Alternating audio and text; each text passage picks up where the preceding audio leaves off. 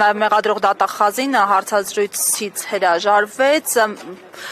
Պարոն Մելիքյան, պարոն Բաբայան, անդրադառնանք այսօրվա դատական նիստին, ինչ արձանագրումներ արեցիք իմ ասնավորի վկայի հարցաքննությունը։ Հարցաքննությունը չի ավարտվել, պարոն Մելիքյանը սա հիմա կներկայացնի։ Դե ազորեցիք։ Չէ, հարցաքննությունը վկայի չի ավարտվել, ես ճիշտ չեմ համարում մենք հիմա վկայի հարցաքննությանը անդրադառնանք, բայց ասեմ, որ շատ հետաքրքիր էր վկայի հարցաքննությունը, նաև եթե իրավաբան ուսանողներ են նայում, կոչ կանեի մի հատ նայել, որտեվ իսկապես շատ հետաքրքիր հարցաքննություն էր, որը շարունակվելու է, մենք կտեսնենք, մենք առհասարակ վկայի հետ գործ ունենք, թե մարդու, որին ուղղակի պետությունը անհանգստացրել է իր քաղաքական հետապնդումը մի քիչ փաստաթղթավորելու համար։ Սովորական մեկնաբանության համար փաստացի մարդը հրավիրվել է, նշանակում է այտենց ակնդետ հետևում են, ով ինչ է գրում։ Նորից ասեմ, չեմ ուզում հիմա որևէ բան ասել, որովհետև վկայի հարցաքննությունը շարունակվելու է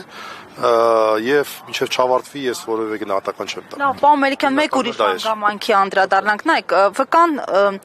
հարցերին պատասխանում էր բավականին այսպես բաց բոլոր հարցերին։ Ինչով էր պայմանավորված ձեզ մեղադրող դատախազի վրդովմունքը եւ ինչու ավելի վաղ դատարանը նկատողություն չարեց, երբ օրինակ մեղադրող դատախազը իր վրա վերցրել էր ֆունկցիա ընդհատելու վկային դու սուս, ես հետո կասեմ իմ ասելուց հետո քո ասելու ժամանակ եկել էր դու ասել, ինչ որ այսպեսի խոսակցություններ որ լիներ։ Մոտավոր եմ, էլի։ Ասեմ, դատարանը դրան արձագանքեց, մի քիչ շուտ, այդ իհարկե, բայց նորից ասեմ, եք վերաբերում այսպեսի հարցաքննություններին դատական որևէ կերպ, ասեմ, այն պահին, երբ մենք հասկանում ենք, որ մեր պաշտպանյալների իրավաչափ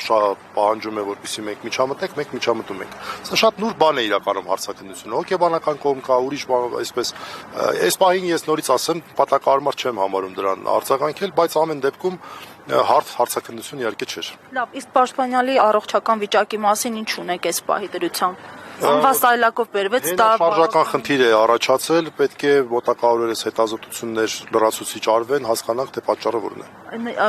Այսինքն դեռևս չկա հստակ, ինչ որ պատճառ բան, որտեղ նախնական ախտորոշում կա, բայց դե հիմա մարդու ախտորոշումն է, ճիշտ չէ համարի դրա մասին խոսել, առանց իրավասայլության։ Բայց ասեմ կալանքի հետևանք է, հա։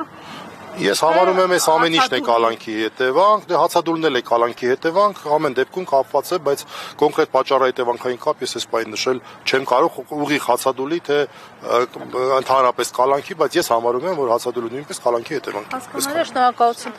168 թեմի հարգելի հետևողներ, այսքանով ամփոփում ենք մեր ուղիղ հեռարձակումը, շնորհակալություն մեզ հետևելու համար։